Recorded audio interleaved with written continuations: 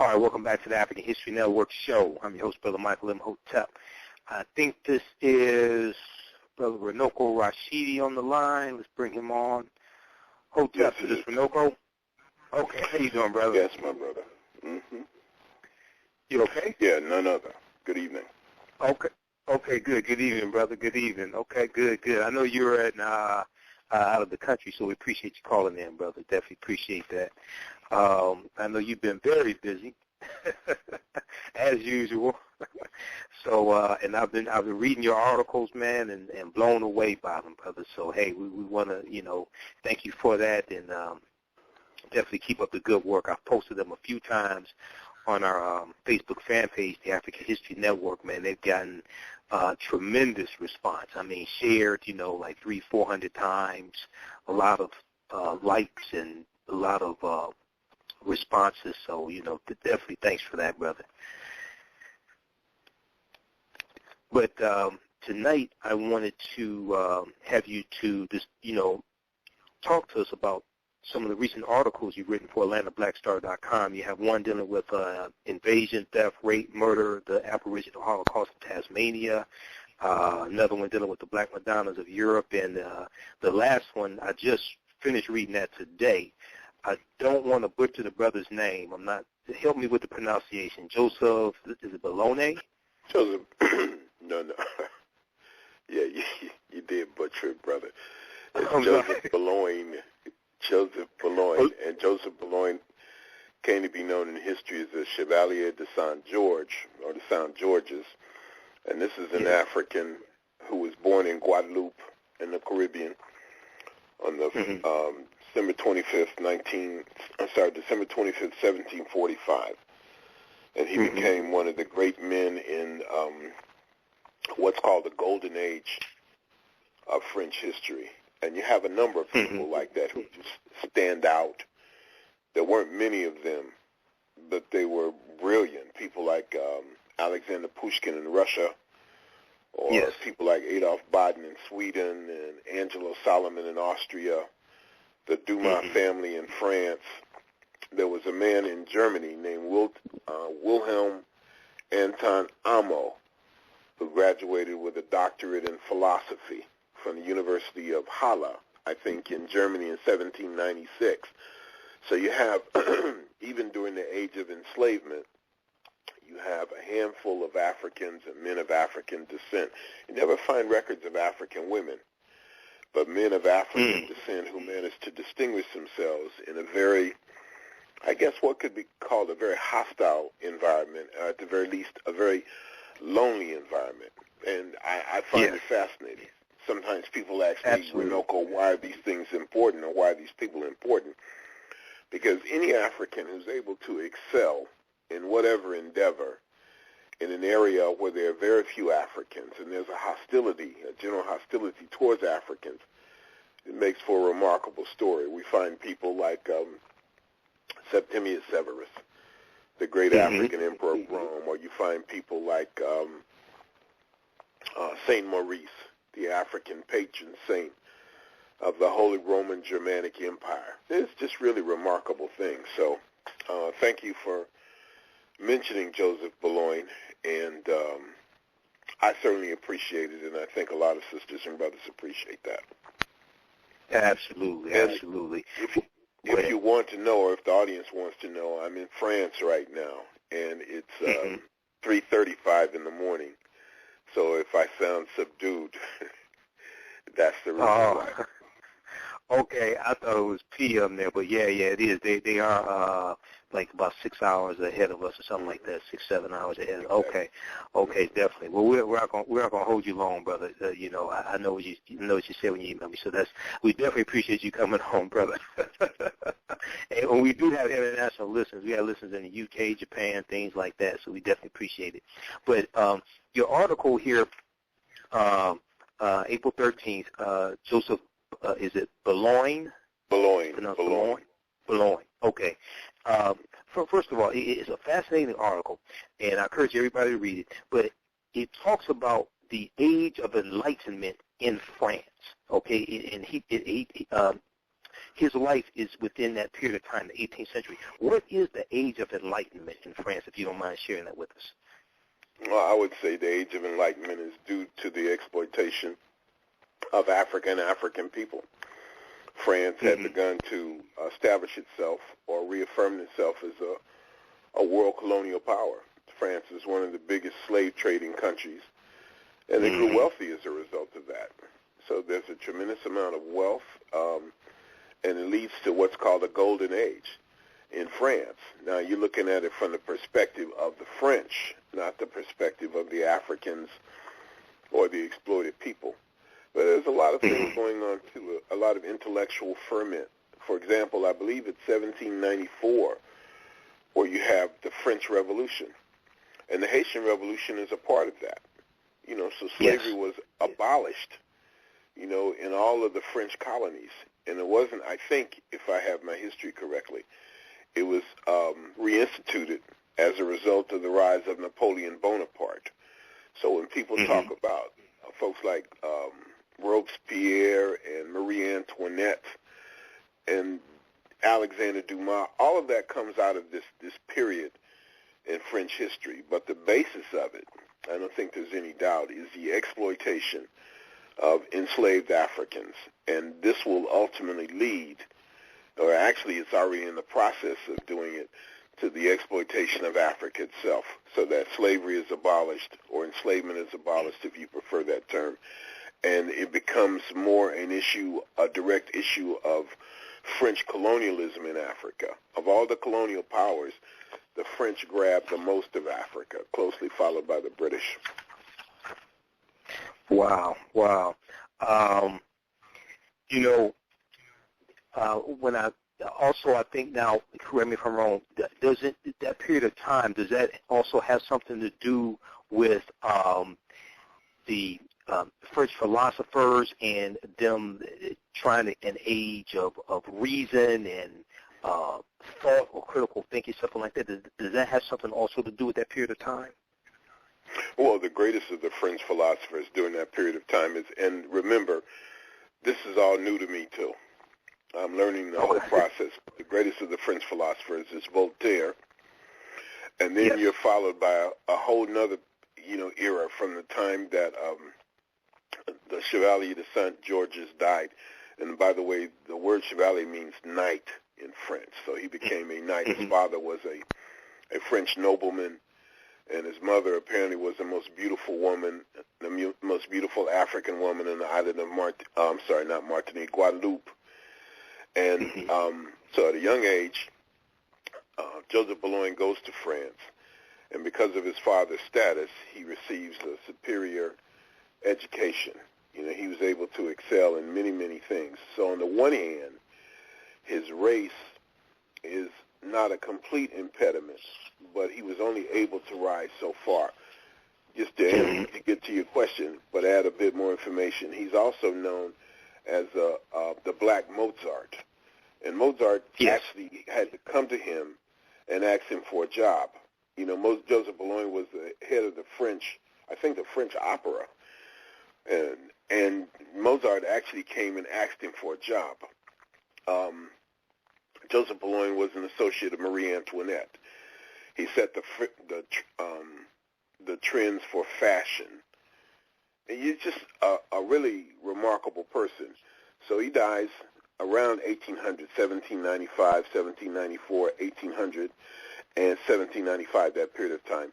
And right after that, you have the Dumas family. You have this family of African descendant people from Haiti. And, of course, Alexander Dumas is the person who wrote The Three Musketeers and The Count of Monte Cristo and The Man in the Iron Mask. And he is a contemporary of people like Victor Hugo. Victor Hugo is the Charles Dickens of France. Victor Hugo wrote the book which was called Notre Dame, which came to be known to history as The Hunchback of Notre Dame. And he also wrote the book Les Miserables, where he talks about Jean Valjean, the man who was arrested as a young person for stealing a loaf of bread to feed his family and was given like a 20-year prison sentence, something like that, and who eventually got out of prison and who spent most of the rest of his life trying to duck and dodge from his criminal past. And so there's a discussion about class differences as well between the haves and the have-nots. And he's a contemporary of Emile Zola. And Emile Zola was the person who wrote about a famous trial called the Dreyfus Trial. And so all of these, people were talking about the status, not necessarily of black people per se, but the status of class and the haves and the have-nots. So all of this is a part of this period that Joseph Bologne is said to have lived. And the lesson, I suppose, that comes out of this for me is that all history is interconnected. Just to make a fantastic leap, for example, and something that I'm learning right now and trying to incorporate in my work is the fact that the civil rights movement in the United States, what we call the U.S. Civil Rights Movement beginning in the mid-1950s, and that led to the Black Power movement in the 1960s, cannot be separated from the African liberation movement in Africa. That Martin Luther King was a keen observer of the African liberation struggle. That Dr. King went to Africa several times, and so did Coretta Scott King, for that matter. Correct. Dr. King was in Africa at the time of the independence of Ghana. Martin Luther King went to Jamaica and spoke glowingly at the shrine of Marcus Garvey. And so there was a Black Power movement in Australia. There was a Garvey movement in Australia. And so I guess what I'm trying to do is, in a sense, with all of this, is connect the dots and to show that black history is everybody's history, that you can't separate one from the other, and that all of these phenomena are interconnected. Absolutely, absolutely. And I don't know if you know Professor Manu Ampem out of California, man, but because I've done some interviews with him dealing with the distortion of the legacy of Dr. Martin Luther King Jr., man. Dr. King's one of the most misunderstood people in history. His legacy has been totally distorted. And a lot of people don't know about him studying African history, him being a keen observer of of Africa's liberation movements, things like this. That's totally not talked about when we talk about Dr. King. Also, very quickly here, in this article, you also talk about Code Noir, Law of Blacks. Talk about that a little bit, because when we hear about the French, we hear about Paris, France, and things like this, but we don't hear about them oppressing African people that much. I guess those who really study African history, we know about the French and the colonies, things like this, but in general, you really don't hear about this, about the French. Well, no, I suppose not. You hear stories about people like Josephine Baker, or people like Richard Wright and Langston Hughes. All of them came to France and lived in France. One of Richard Wright's daughters, and of course, for those who don't know Richard Wright, we're talking about the author of books like Black Boy and Native Son, classical African-American literature, you might say. So in many ways, I think a lot of African-Americans, at least, have viewed France, and Paris in particular, as a haven against white supremacy. And I suppose for African Americans, that may be true to some extent. I've rarely encountered, overt racism in France. I've been coming here for over 10 years now, and I like it here. It's a good experience. Lots of Africans here, lots of museums, great public transportation. Expensive, but beyond that, it's not a bad place. But for Africans from the continent of Africa itself, or Africans who don't have money, Africans who don't have what are generally known as papers, it's a hell on earth. And let me add, too, that each colonial power employed different techniques for dealing with their colonial subjects. And one of the things that the French did was to incorporate a sense of French identity, however false and frivolous that might be. I meet people even now from countries like not Democratic Republic of Congo, but Congo-Brazzaville or French Congo, or Gabon or Central African Republic, countries that have been, at least on paper, independent for 50 years or more, who go around saying, I'm French. You don't encounter sisters and brothers from Jamaica or Nigeria or Ghana, as poor as some of these countries are, although the material wealth is, should make them very wealthy. You don't hear these sisters and brothers going around saying, I'm English. But the French did a marvelous job. You know, when I say marvelous, I'm saying that with some degree of sarcasm. I'm applauding my enemy to an extent. They did a wonderful job in incorporating a sense of French identity. And so people, in many cases, feel like their loyalty is to France. And then the Dutch did their own particular job, and the Germans, and the Belgians, and the Portuguese, and the Spanish. For example, the Portuguese developed a group of people called the Assimilados, you know, who were largely the offspring of the Portuguese and Africans, and put them in charge. And so the French are very similar to that. The French were some of the most effective colonizers, very, very racist, and a lot of us just don't know about that. And that's something that troubles me a great deal. You know, I spend a lot of time on Facebook as well, as you know, and one of the things that strikes me, in fact, I should do, you know, I've got several other articles coming up soon in Atlanta Black Star, but I see their format.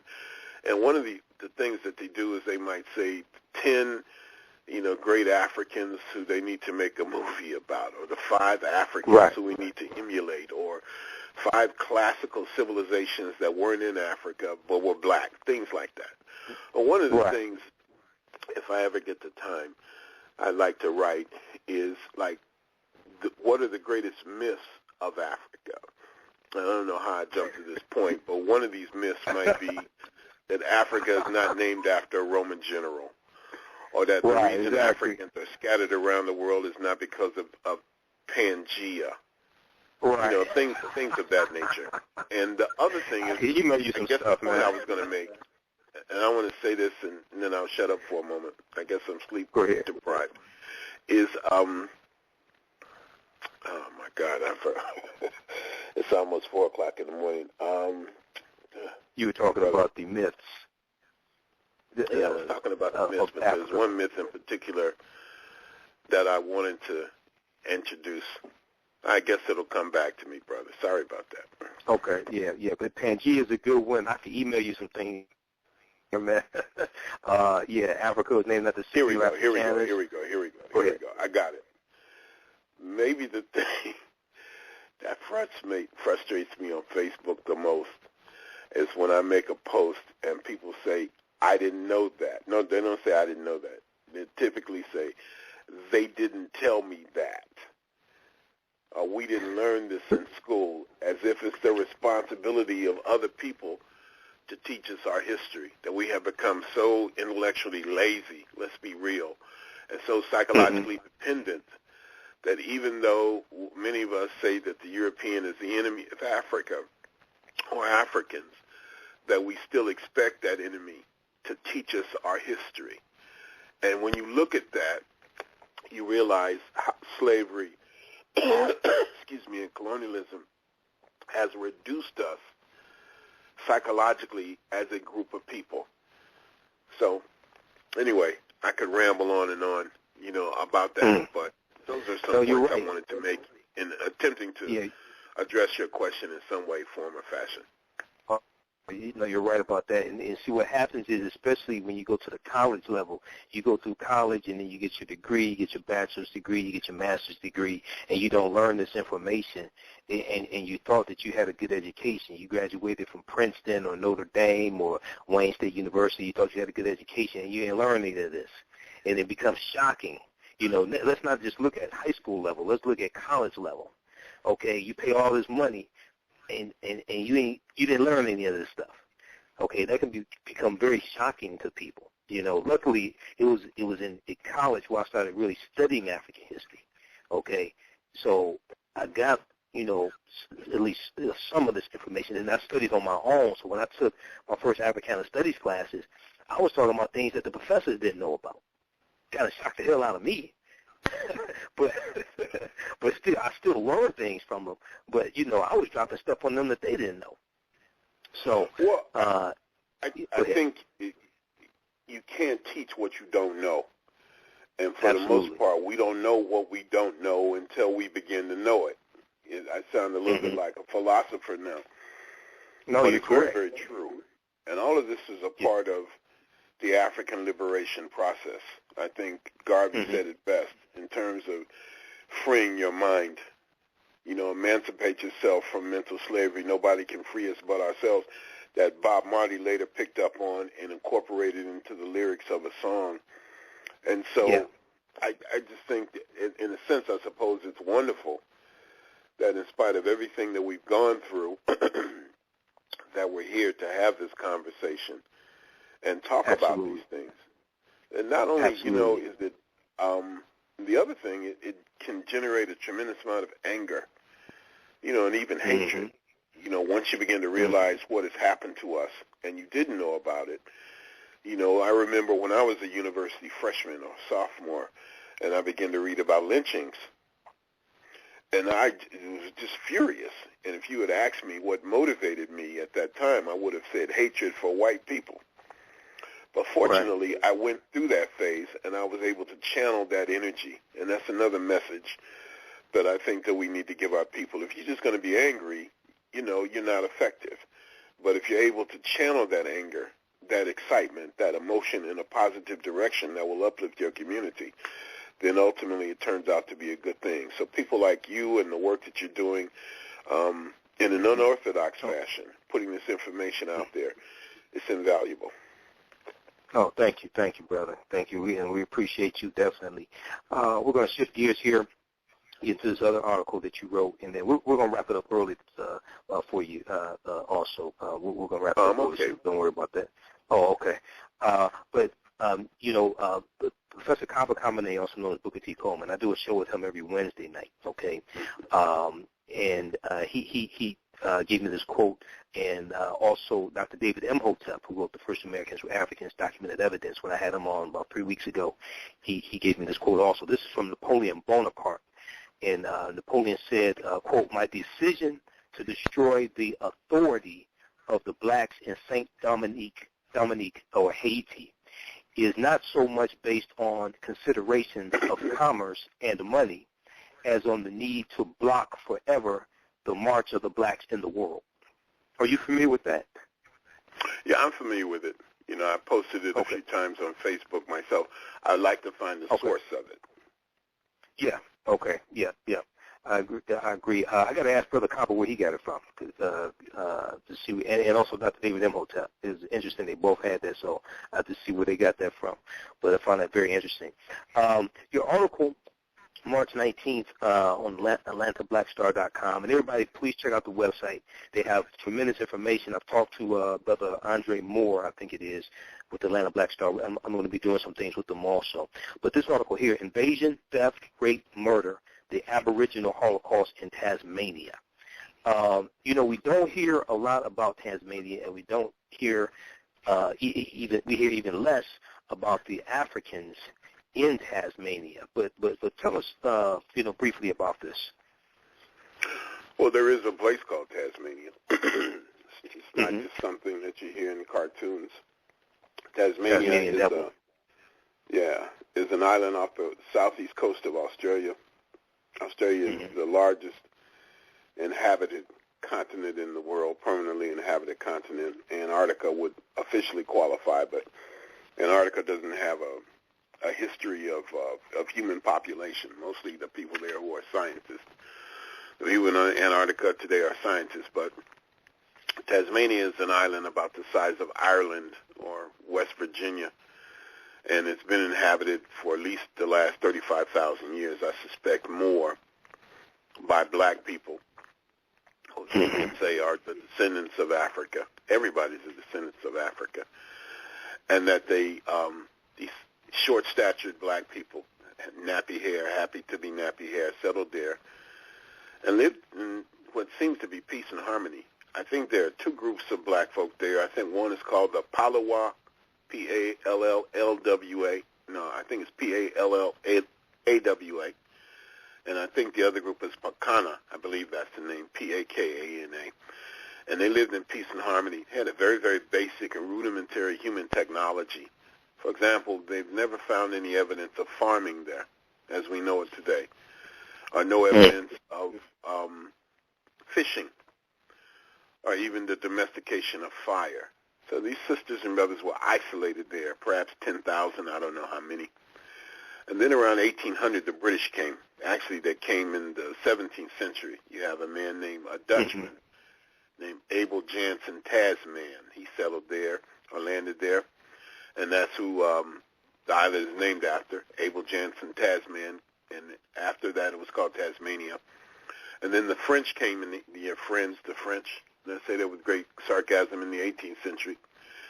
Right. And then the real catastrophe came when the British came. And this is around 1800, 1801. And the British took the land. Tasmania was established as a British prison settlement or prison colony. And so the worst, the most horrendous of the British criminals were taken to Tasmania, not the mainland, Australia itself. And they got loose. And they slaughtered those sisters and brothers. And then, a conscious decision was made just to take the land for the British. The British even denied the humanity of these people.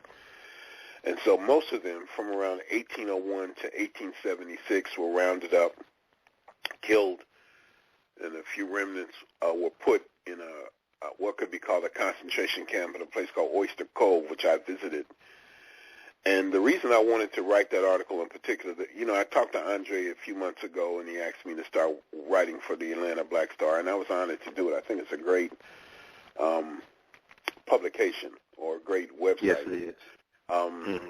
A great source is because I wanted to, just as I was mentioning a few minutes ago in my sleep delirium, to help destroy some of the mythology around it, so that people have been going around saying all the Tasmanians were wiped out. And I used to say that until I knew better. And then I went to Australia and I went to Tasmania and I met them.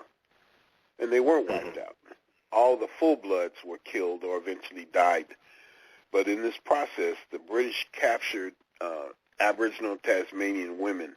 And I know some people object to the word Aboriginal, so I won't use it. I'll say indigenous or black Tasmanians. They captured some of the women and used them as sexual slaves. And children were born from those unions.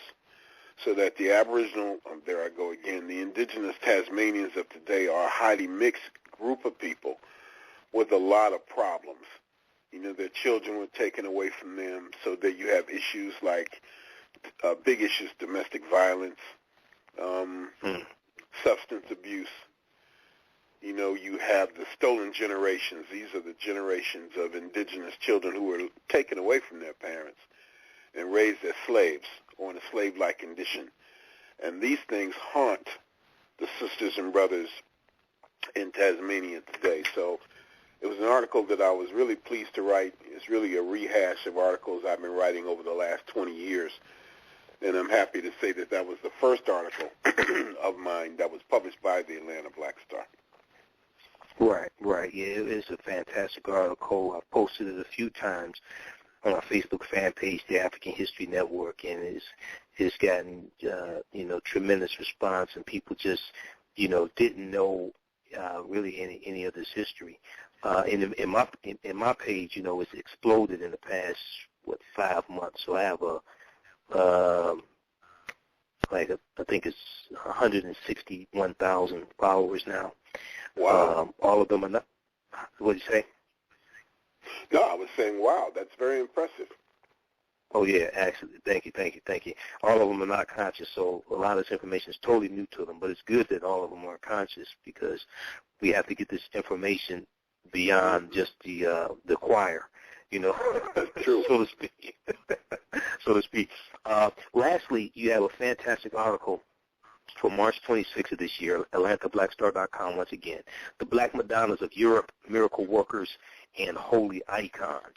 And I know you deal with some of this information in your fantastic book, Black Star, The African Presence in Early Europe. I tell everybody to get this book. I talk about it in some of my presentations. I tell people, it's a fantastic book. But tell us about this article, because some people still aren't familiar with the Black Madonnas of Europe at all. Well, sometimes they're called Black Virgins.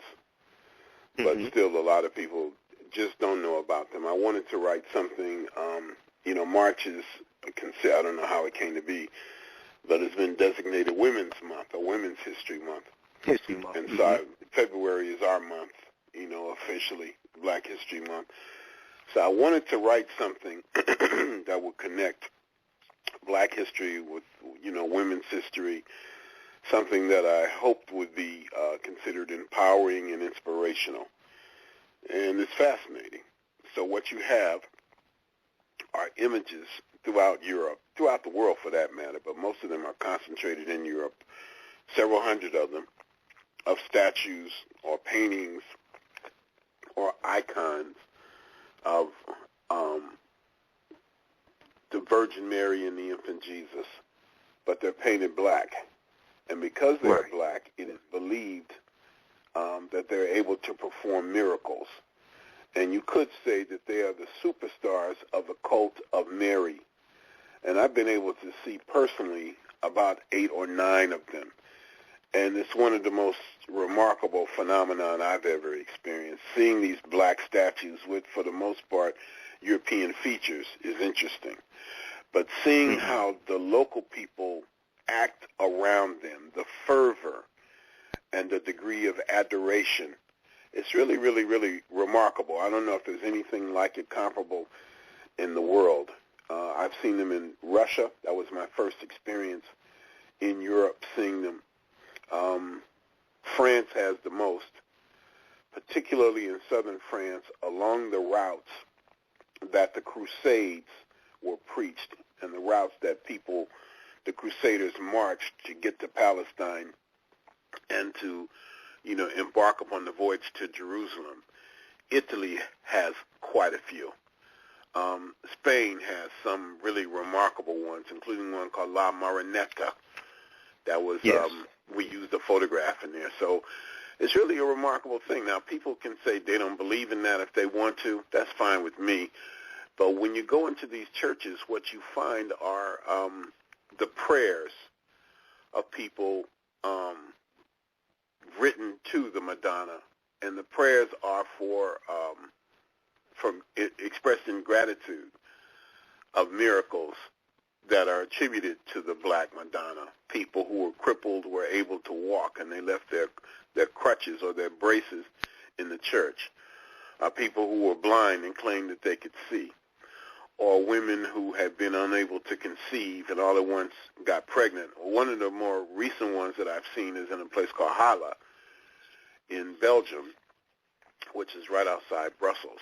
And this Black Madonna, one of the most interesting ones, who is actually depicted breastfeeding the infant Jesus, painted black as a lump of coal, is supposed to, her major miracle is that she stopped an invasion of that part of Belgium.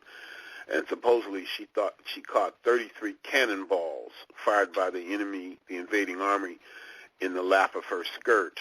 Now, you could dismiss that all you want to, but when you go to the church, they have the cannonballs arrayed around the statue of the Black Madonna. So it's really, really an interesting phenomenon. So all of these articles are written to inform, to inspire, with the belief that very few things are as important in our studies as history. As Malcolm said, of all our studies, it is history that is most qualified to reward our research. So I look forward to writing a number of these articles for the Atlanta Black Star. I've already submitted articles on the Black Kingdoms of ancient Southeast Asia. I'm looking forward to that. Vietnam, Cambodia. That ought to be a good one. Great photographs. And I wrote another one on Jay Rogers and another one on Ivan Van Sertima, and there are one or two others. I'd like to do something on the black presence in India, stating that of all the countries in the world, India has the largest black population. And I'd like to do a piece on the missing noses on the African statues, because that's another thing that I get all the time. Guaranteed, a sure bet, if I post something right now, after I get off the phone with you, a statue from ancient Egypt, and the nose is missing, somebody, within a matter of moments, is going to say, they knocked the noses off. Or if you show a picture of Hormaka the Great Sphinx, people will say Napoleon did that. And then I said, well, how do you know that? And when you say they knocked the noses off, who are they? When did this happen? Why did they do it? What happened to those noses? I don't know. Somebody told me. I heard it on YouTube. Somebody said, I always believed it was my teaching. And then I get back, and this irritates people. But what is the evidence? What is the proof? What is the documentation?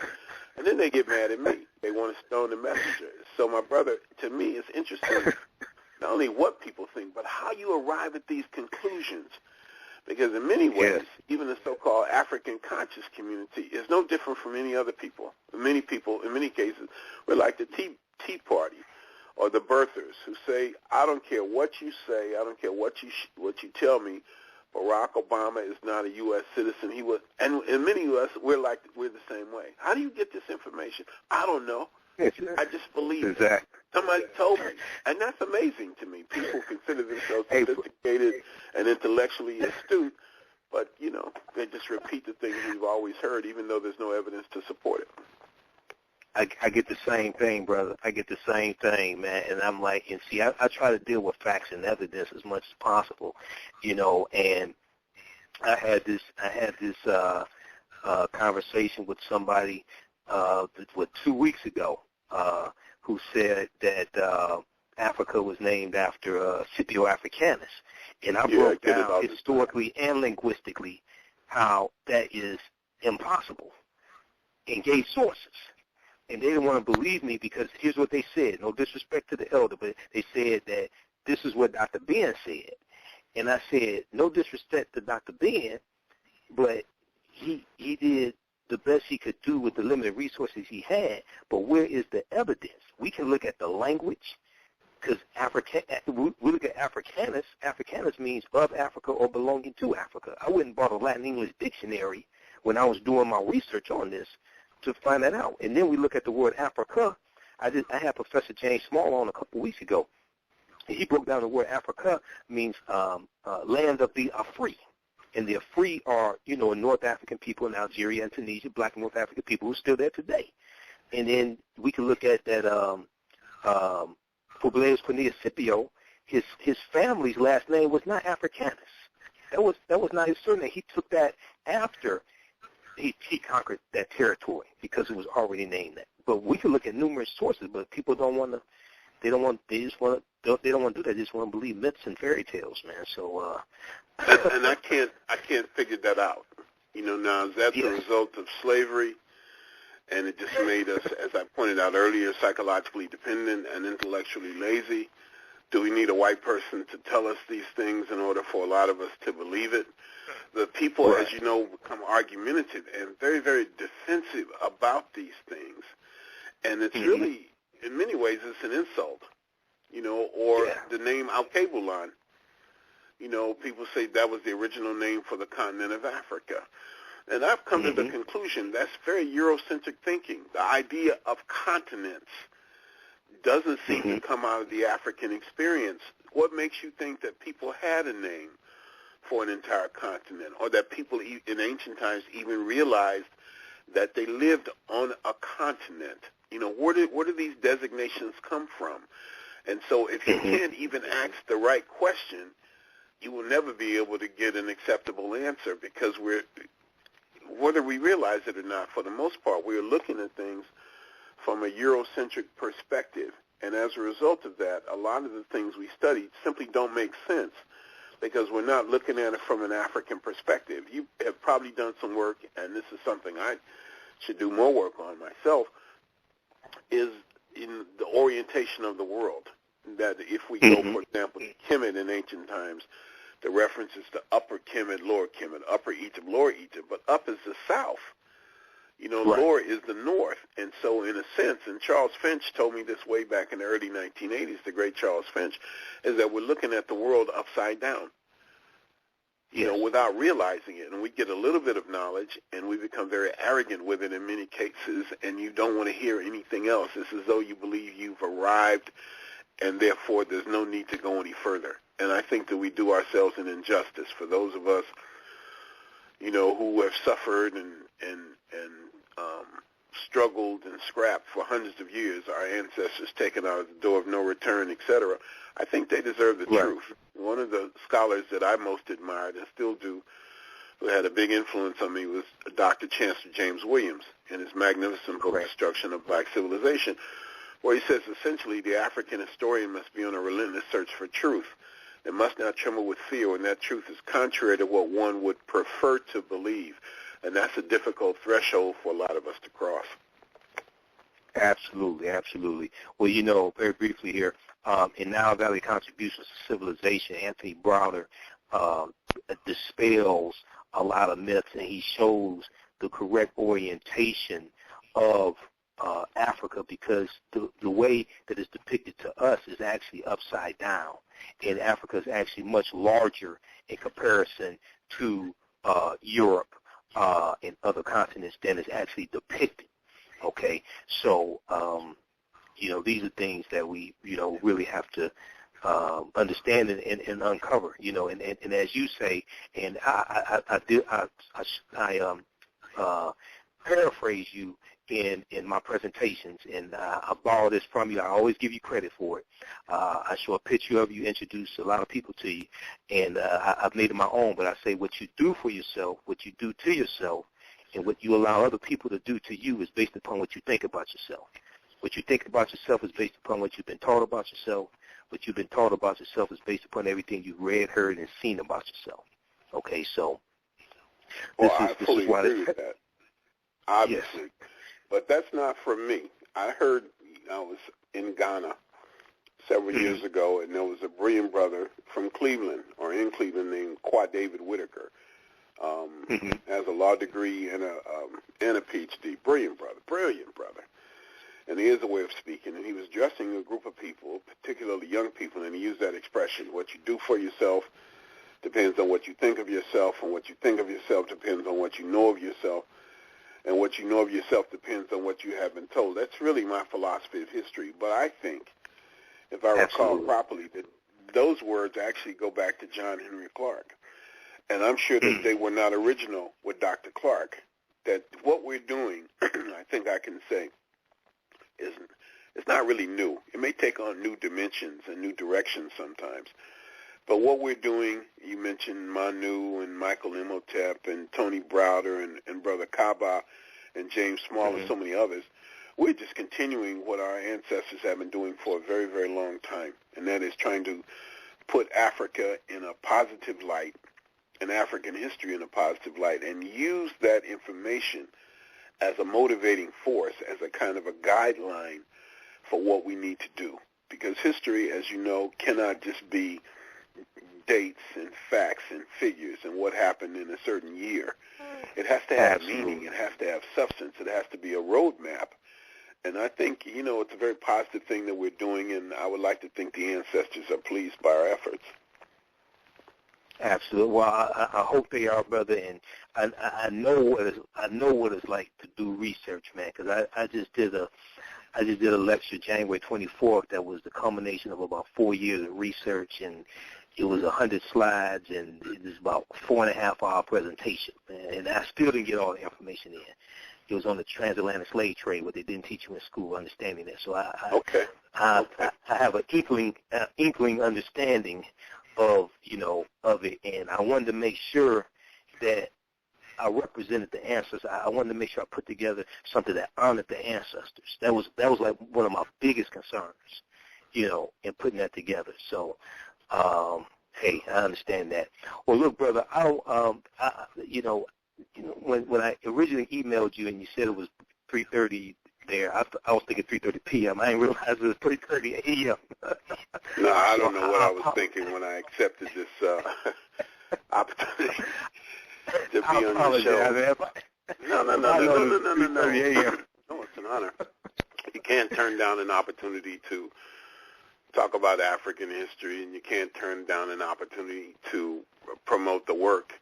And one of the things I'm doing, I spend a lot of time in Europe. My daughter lives right outside of Paris. I think a lot of people know that. Her mother has Senegalese roots. One of the interesting things about Europe is that you have the descendants of all the Africans that the Europeans colonized. So that next week, for example, my next lecture is in Berlin. I'm going to address 3 African-German organizations. I'm very excited about that. This is the 130th anniversary of the beginning of the infamous Berlin Conference, where the Europeans, like a mafia family, like the Godfathers, just said, we're going to divide Africa up. No point in us fighting each other. There's enough for everybody. The Germans, the French, the Belgians, the Spanish, even the Italians. And so I like it here, and I learned so much here. The museums are here.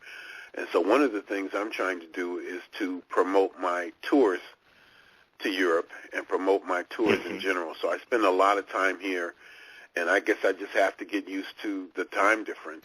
I do want to encourage people, if they want information about these tours, the next one is to Morocco and Spain in June, and then the African presence in Mexico, the Olmec heads in July. And then in August, I take a group to see some of the great African collections in European museums. If Europeans do anything well, it's steal, or they would say acquire. So we're taking a group to Berlin, to Amsterdam, to Paris, and to Brussels. That's in August. And then to cap off the year, we'll take a group to Nigeria and Cameroon. And then we start up next year. In May, we already have a trip planned for Ethiopia, including southern Ethiopia, in the Omo Valley and Kenya. And so if people are interested in that, and I'll be in Detroit, I believe, on the 1st of August. Minister Shabazz is bringing me back, so I'll get a chance to see you there. But I encourage people to email me, call me. I do check my phone messages even when I'm not in the United States, and to go to my website. If you want to email me, please go to renoko@yahoo.com or renoko@hotmail.com. Renoko@hotmail.com, renoko@yahoo.com, and Renoko is RUNOKO. Or you can go to my website, which I'm using now, www.travelwithrenoko.com. Or you can even call me at area code 323-920-6055. That's 323-920-6055. So don't feel bad because it's almost 4:30 in the morning. I was the one who accepted the invitation. I'm grateful to Andre Moore and Atlanta Black Star. But you're doing a great job, brother, and you're getting a very positive reputation. And you know what the ancestors used to say, a good name is better than gold. And you have a very good name, and you should be proud of that. I'm proud of it. Thanks. Thank you. Thank you, brother. Well, look, brother, you get some sleep, and people check out. Also on Facebook, tell people how they can follow you on Facebook, because you have the Facebook group where you do the class on Friday nights also, right? You're still doing that, right? In fact, you're in that class. I don't know if you know it or not, but you got a scholarship. And I'm going to start the class again during the summer. I don't know if it'll be June or what. I'm looking for the best time. And there'll be an 8-week course on the African presence in Asia and the African presence in Europe, 4 weeks on each. And you did mention my book, African Star Over. I don't know if you mentioned that book, but you mentioned Black Star, the African presence in early Europe. The other book, the companion book, is African Star Over Asia, the Black presence in the East. And so, again, you can go to www.travelwithrenoko.com and see how you can order that book. But, yeah, the class is on Friday night. I'm winding down this course. I'm big on Facebook, even though Facebook itself seems to be going through transition. And I don't know what the next big social media is going to be. But I have about 5 pages. One is the Global African Presence, which is a fan page.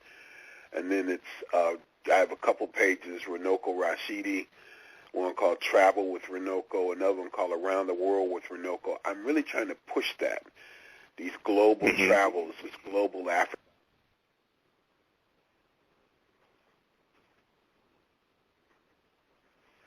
Okay, we just lost Renoko. Maybe he'll call back in. He is in Paris, France right now, so I don't know if it's a problem with his phone or something like that. But we're wrapping up. We're winding down the interview, and I didn't realize it was 3:30 in the morning there. I don't know what I was thinking. I just didn't realize it was 3:30 in the morning. When he said something about 3:30, I thought he said p.m. in the email. So because of the time that it was, and I didn't want to hold the brother for the whole hour. That's why we didn't take. We had I think maybe a couple callers, but that's why I didn't take callers. I didn't want to.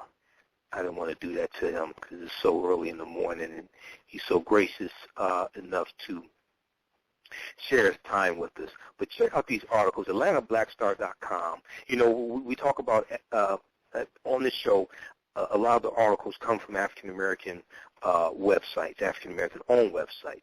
AfricanGlobe.net is another excellent website. We talk about News1.com. TheRoot.com is I don't think it's on. TheRoot.com is like I think it's owned by the Washington Post. The editor-in-chief is Dr. Henry Louis Gates Jr. They do have it's geared towards African Americans. They do have some good articles, but it's more political. It's more democratic, politically oriented. We love Obama, civil rights, social justice, things like this. They do have some good things. They do have some good articles on history. I read a lot of Dr. Henry Louis Gates articles. This is how I know what he talks about. They have some good articles on art history, African-American history, things like this. They don't deal with a lot of ancient African history, but they do have some good articles there. TheGriot.com is another good source. Now, TheGriot.com is, if I remember correctly, is owned by NBC or MSNBC, one of them. But Atlanta Black Star is owned by African Americans, as well as YourBlackWorld.com or YourBlackWorld.net. It's owned by African Americans as well. But Atlanta Black Star, check it out, AtlantaBlackStar.com. They have a lot of good hard-hitting articles. Article they just posted yesterday, 5 traits of great black leaders that you should emulate. And Renoko has his 3 articles there. On our Facebook fan page, the African History Network, we have some articles that I posted from there. What was another one? This one right here. 20 black TV shows you watched if you are a 70s or 80s baby. And, of course, they have Different World, Different Strokes, things like that.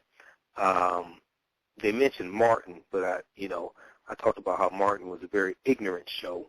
Some people didn't like that, but it was a caricature. And then you have Martin Lawrence dressing up like a woman. Shanae, very stereotypical. Tommy didn't have a job. Cole lived at home with his parents. The mature people were the women. The smartest woman was the light-skinned one. Just total caricatures and a bunch of nonsense. But if you just look at it as entertainment, well, yeah, you're going to be entertained.